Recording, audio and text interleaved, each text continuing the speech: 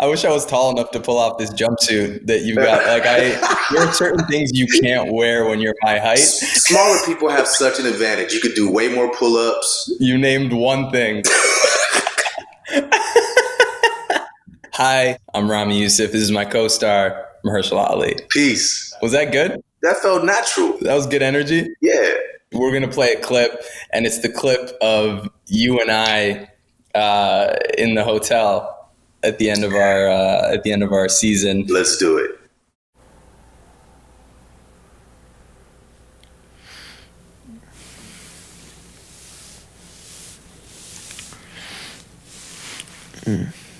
Zainab.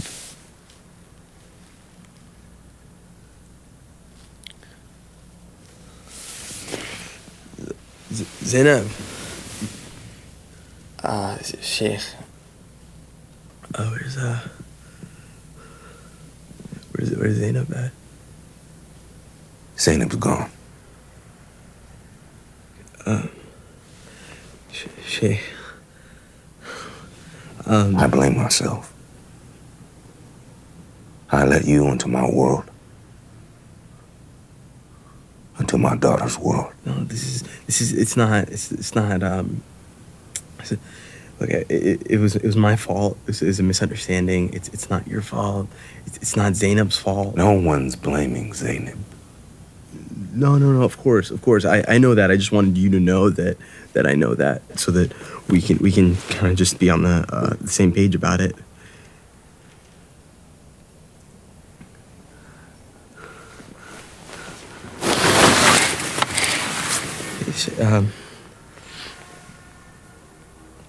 Sheikh, look, maybe what if I'm just gonna put some clothes on, yeah?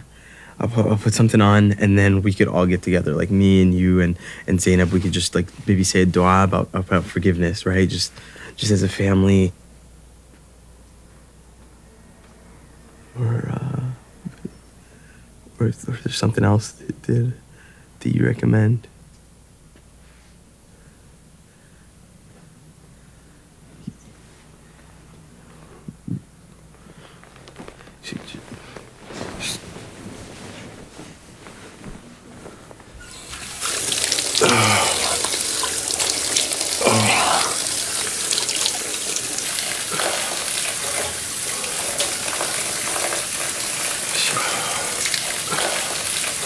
I'm trying to calm myself. I'm making wudu.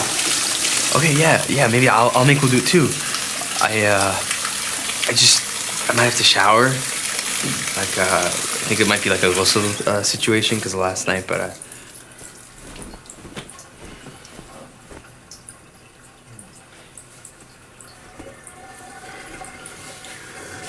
Nico Azzolini is dead.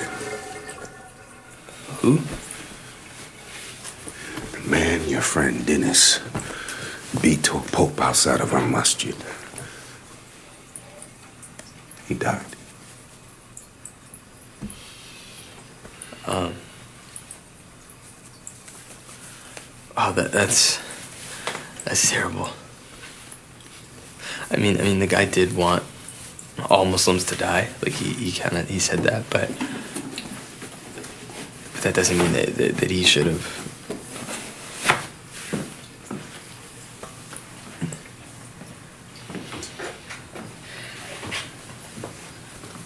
Congrats on your dramatic actor nomination, brother. How's the journey been with you post-release of the show, considering your name is Ramy and your show is called Ramy? But the funny thing is, people also tell me, "Hey, Remy, I love the show," because they don't know how to pronounce my name half the time. That's funny. But my point is, though, considering like when you look at these shows like, I don't know, Dave, or like these shows that are kind of like named Louis, or like shows that are like named after the star, that are some iteration of themselves, but obviously heightened and twisted and all this stuff. Has it made it more complicated? Because it's interesting seeing a couple of little like bits online, the vitriol and the way that people are mad at you personally, as if like you really did this. Yeah, no, it's funny because it's like the thing when you usually go out and make a show that is kind of based off your name and off yourself. I feel like a lot of people kind of put themselves in a situation where it's like, oh, I'm like lovably troubled, but like it's kind of a bit idyllic, and it's kind of like, oh, you're very much rooting for the person. Kind of aspirational in their troubledness. Yeah, totally aspirational. Yeah. And that's like not exactly the root. Like, I want to be troubled like that. But this is kind of one where it's just like, oh man, like why is this dude doing this? And I think, to me, the internal dialogue making this, and we obviously talked a lot about this, right? Because your character in this show really helped me do the thing I really wanted to do, which was like, I want to show this stripped down ego version of my character, but I also really want to show the way that we can kind of all be ugly, and like we can like really show something in us that's like, oh man, I can't believe I have that in me. No, it is me. I know it's me, and wallahi, I won't lie to you again. I know I can be better. I don't think this is gonna work. That's something that I think we always kind of try to hide, and it's been really exciting to use fiction to really live that and to really go into that, because so much of that character is just like, oh, this is who I'm afraid of becoming. This is who, if I went left instead of right, I could be that person.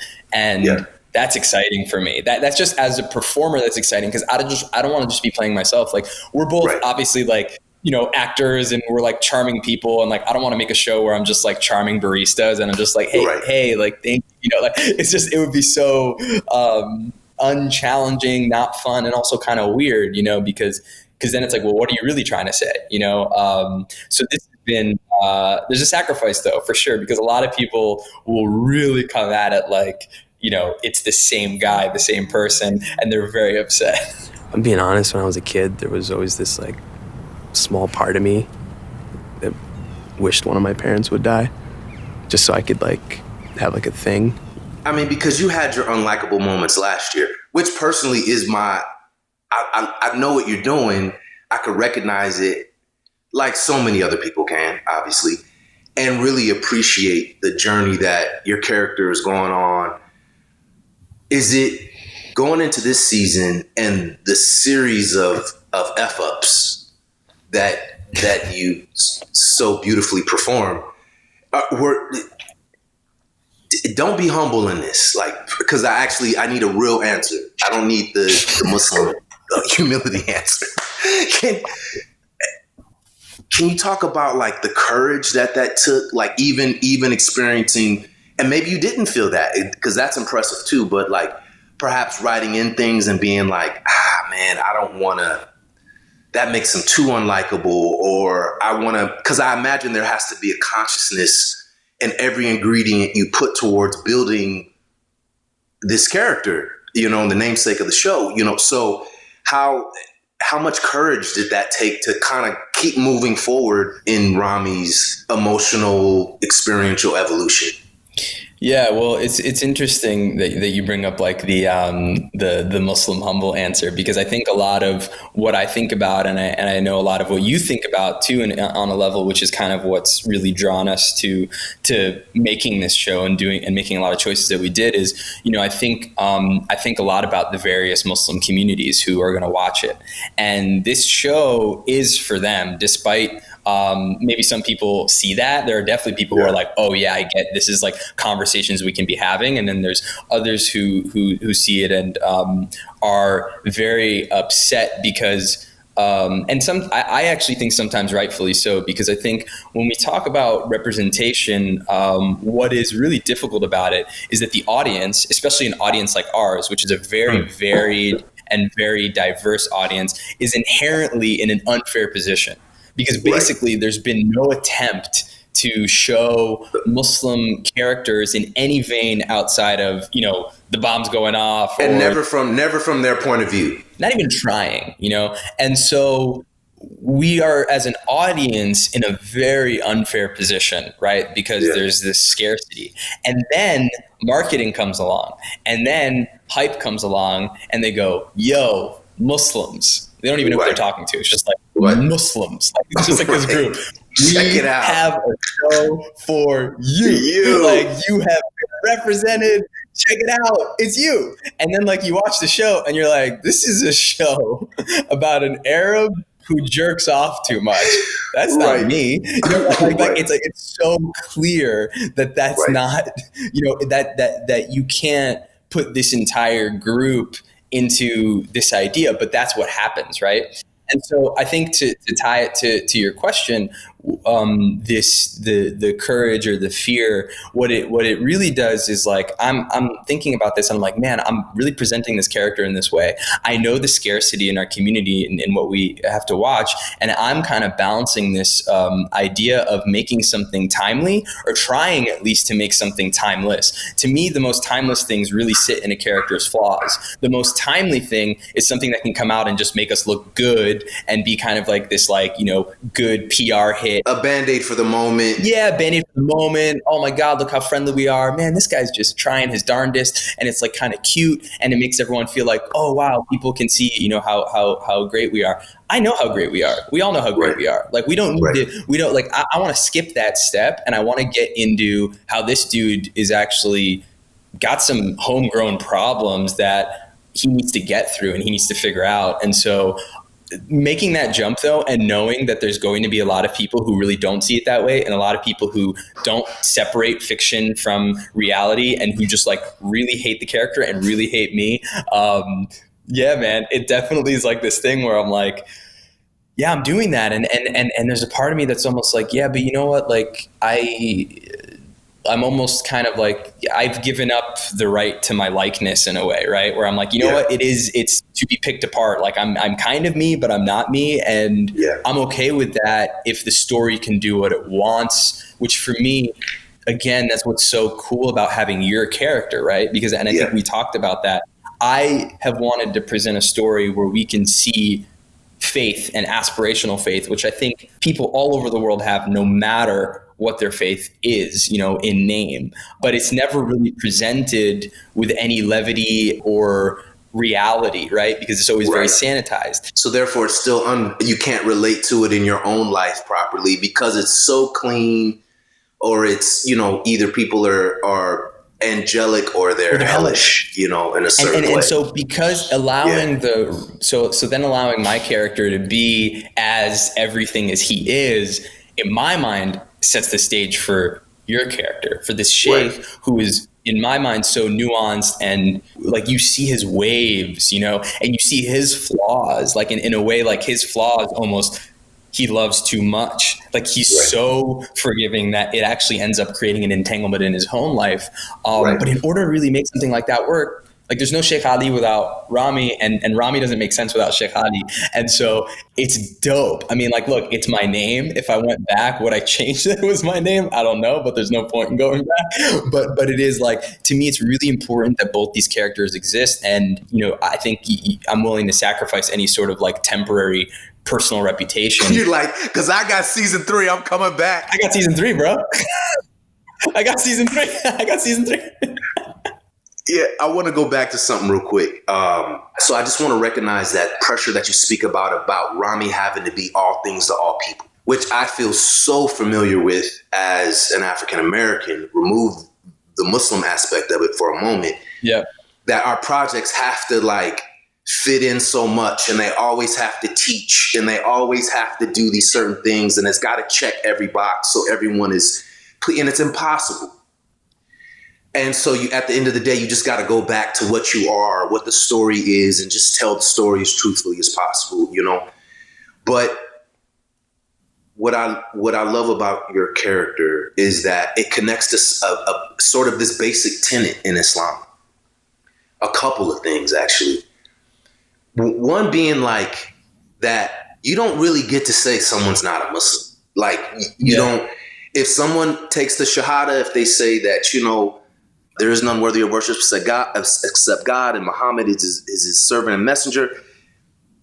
Once you've done that, according to Islam, you're Muslim, like period, right? Like nobody can take that away from you. That's between you and God, right? So there's that element of it. But then the thing that I think is really interesting is the thing about Islam really focusing on going from darkness into light. And people have to respect that process. And I don't care what it looks like to you from your perspective, because you're not God and you don't get to say and be in judgment of someone else's journey like that. You can do it, but I believe you would get called out for that at a certain point in the next life, you know, just purely speaking as a Muslim, right? So what I appreciate why your character is so productive to me personally is, we see a bunch of craziness, but what is the intention, right? As Islam always speaks about the intention, like what is your niyat? And the intention behind what the show is doing, isn't this a conversation about the effort to evolve? The whole thing with Islam too is you do something wrong, do you feel remorse for it? Because if you don't feel remorse, then you can't really get that slate cleaned, right? So you see Ramy doing stuff and then feeling bad about it and trying to work it out and all right, now setting a new intention and then screwing up again. And it's just this constant like tug of war between these righteous intentions or clean, good intentions, and then kind of the mind body kind of getting involved and going in a different direction. But the effort doesn't stop. He doesn't just say, screw it, even if that's coming. And I don't know, maybe Ramy is like, I'm agnostic now for a while. I don't know. But my point is that just to see somebody wrestling with the things that he's only calling out about himself because his religion basically calls him to call himself out on that, right? And that right there to me is so valuable to see a character. And you could take Islam off of it. You could put Christianity. You could just put like name a theology, ideology. The idea of like trying to reach your potential, trying to reach, you know you can be. And so it's like I talk about this a bunch where I'll be like, sure, it could be, you know, the episode where you watch Ramy start Ramadan with super high hopes and then he completely falls. That to me is the same struggle as the person who wants to change their life and wakes up and goes for a jog at 6 a.m. and then at 1:30 a.m. they're in the McDonald's parking lot and they're just eating away their pain and everything has kind of dissolved. And it's like, wow, like I'm a different person from who I was, you know, 15 hours ago. Like I couldn't even be more opposite of that. And so I think what's interesting too here, and you talk, and obviously like it's so many of these conversations have been like at the bedrock of us like figuring out what we were doing with the season, you know, between us and kind of like, and I think something that I want to ask you, because I know how it plays out for me, but it was really interesting, you know, when and I don't know how many people know this, but when I asked you to play the Sheikh and you didn't say yes right away, but not for the reason that people might think. It wasn't because of your schedule, because you were like, oh, whoa, like I really care about this portrayal, because we obviously care about what we're portraying in this show. It's not just like it's not like some outsider perspective and we're doing it to like fill the niche of a market. It's like what we actually care about. And so I think from a performance place, what I'm really interested in, because I don't know how many actors go through this. And I'm sure there's a section, but like how many actors are really entering a role that is so weighted, not only with that community perception, but also with the personal belief that's kind of tied to things that aren't even worldly. So you're taking all that on. And then how do you shift into, now I'm just going to be an actor and they just called action and cut? What does that line look like? What does that shift look like? How did you do that? Because really that Sheikh it's something different. I think it's a different role for you. It is a different role for me. I was surprised by how the pressure of that part articulated itself in me, if that makes sense. Like it's one thing to have an idea about something. Like when you first asked me, I told you, like, look, man, I got to go pray on this because like, I don't know, bro. Like that's a big, not that I didn't know, but that sounds amazing, but like, whoo, man, that's a big ask. Like, let me go, let me really go like process that. Right. And I think I was a little bit surprised by after I said yes to it. And we didn't talk a lot after that because it was really like more like, yo, I trust you. You got it. Like, that's cool. That sounds great. And And again, we had a few conversations, but like I knew, I trusted what was going to happen. I was just trying to prepare myself and the time that I had to like mentally, spiritually take it on, you know? And like, I felt like I needed to be as clear as possible energetically before I like stepped into playing somebody who, again, has all the qualities that I aspire to have. It's not our time. Discipline, Ramy. It's a muscle. I think if anything, more than any other character, it was really kind of challenging myself in my personal life to really be mindful of the things that make Sheikh Ali go, right? That fuel his engine, right? And so all these characters have something to offer you, right? That you hope 20 years later, you'll look back and say like, man, I remember I got that from that character. Every character that I've played, there was something that I was lacking. There was something that I hadn't tightened the screws on yet, you know? And that could be, I remember I was on this little sci-fi show in like 2011 or something with and David Strathairn. And I needed that job at that time. I was just going through a lot. I just lost my grandfather, and it's like financially things were like crazy. Like we'd come out of this dip.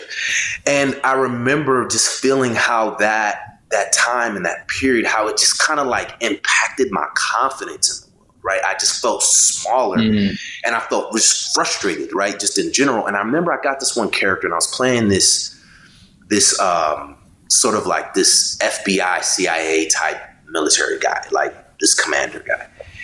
And what was challenging about that part was the fact that I really had to be my fullest self. I had to be 6'2". I had to be in my body. I had to be present. I couldn't be soft spoken. I had to be in it. And I remember thinking at that time that this thing is going to force me out of my comfort zone, out of what has become my comfort zone, and sort of allow me to force me to be more grounded and be more present in life, you know? And playing that part, it impacted my consciousness, not just on set, because to do that on set, I had to do it in the world. To then go to be able to naturally do it on set. That's a long way to get to. Then you start really like feeling your height, right? And then it's like, whoa, like 9 years later, now you can wear this jumpsuit. Yeah. And like, you might not have been able to wear this jumpsuit like 9 years ago. You might not have been able to, you know what I mean? Like, if like, you know. Well, it's worse now. They can kill you online real quick. But like for real, like some, you know, I can imagine living in the world that we do. There might have been, I'm sure, times where you felt like you've had to minimize your body and your size and like who you are when people first see you. Like now you're this famous dude, but like how long were you walking around trying to be small? And then like you play a role where you're like, no, wait, I need to feel my body in a way that I might have been afraid to because of the ramifications that come from doing that. No one has ever articulated that. And it's something that I've wrestled with my entire life. No one has ever said that to me. And that is a common problem. I don't want to speak for Black women. I'll just assume. But for Black men and friends that I have, especially being a former athlete, I'm one of the smaller guys that I'm close to, you know? And so there's this idea of being a Black man in the world. It's an interesting thing just navigating these spaces. And the more successful you are, the smaller you have to make yourself actually at times. You're finding that your presence is constantly can be disruptive without any effort on your part. And so then you start trying to find ways to find ways to not be noticed, or you can find ways to when people are aware of you, that they're comfortable. Because that mass discomfort that you experience on a regular basis every day it's so uncomfortable for you. So whether you are signing up for that or not, or super conscious of it or not, there are constantly these things where you're doing to try to take the edge off so you don't have to deal with this BS, so you don't get pulled over, so you don't get like different things that you got to do to get that job. You got to make sure you're buttoned up and whatnot, because you're not going to get a shot there. You're going in fighting a negative perception of you that you didn't necessarily help to create. And so you're trying to clear out all that stuff all the time. And sometimes that's by you just making yourself small and going like, yo, I'm not one that is going to disrupt you. Yeah, in that process, you're like it's almost like you're less even like in your own body, right? Just so that doesn't threaten other people. And then that's like, then you just walk around, you're like kind of less you, right? Like because of what being full you could do. And that's like such a crazy gift of acting, that like you would do this, this sci-fi role that like maybe in the scheme of things doesn't mean anything, but because you got to act it and you like have to really like fully be all your height, that's such a gift, right? And that's something I don't think about. Like if I'm fully my whole body, like if I'm walking around, like people they're like, oh, this guy's gonna try and sell me a car, or like maybe they're afraid that I'm gonna like pull out a harmonica or something. But like for you to really like feel your whole presence, and knowing that does something to people. Yeah, that's such a gift to like get a role that like kind of reconnects you to something that. But it's not something that doesn't wear on you though. Like it doesn't get easier. And I think the only time that kind of thing could get easier is in a global moment like this, where people are a little more subtly aware of some of the things of systematic racism, but then like at a certain point that can just become a word, right? It can just become like an idea, and you begin to like, there's just certain things that we've heard so much that they start to get dumbed down on as far as like, and having real resonance and meaning to us, the emotional traffic of mental health, right? Is at a certain point you hear mental health so much, and then people just, think of a celebrity who's got mental health issues and just, that's the poster child for it. But there's so much emotional traffic that is going on for people and pressure. And if we begin to sort of understand things with language that I think resonates for us more personally, I think we have a better idea of what it is that people are really, really dealing with. And I just think for myself and for so many Black men, this idea of you're a threat and trying to give these signals off that you're not a threat is exhausting, and it's minimizing. It's like acting, but it's like, at least with a script, it's a script, but then you almost kind of have to like act a different life out, which is it's wild. And I kind of want to just circle back to something, just to kind of the point you were making about kind of each role, you take something different away. And I love working with you. It's like, it's so amazing in terms of just being able to like, kind of ask each other questions. And then like, I think I feel like there was just like a couple scenes we'd shoot and then like kind of hug after, because we were like, whoa, man, that was kind of that kind of like did a thing. Like the one at the beginning of this talk, like that scene, that was a hug day. We had to hug that out. That was a hug day. I mean, but I'm curious just to because I really saw you kind of and there were some moments you had told me and about kind of how the process was like a little bit different for you on what we were doing. And I'm curious if maybe you could just, just as we like round this out, like articulate that a little bit, because I really appreciated how you approached it and how kind of like open you were about that. Because I think it made everything so much better. I was either going to die on your show or get better. I mean, as an actor, like I do. Like, I want to say that off the top. So I didn't die. So I think I improved. And why I say that, and again, I don't say that with any ego, God forbid. But why I say that is because it's so hard working on your show because it has this workshop quality, which actors love often, right? And I just hadn't been around. There's only a couple times I've got to work in some fashion like that, where you got the script and it's terrific, but you really might be like tweaking moments here and there quite a bit. Or it might be like, all right, throw that away now. Let's just kind of like improv this moment and find something. Things are just different every time out. And so at the end of the day, you're not sure what you got. You just know that there's a general positive feeling, but you're not quite sure what you captured, right?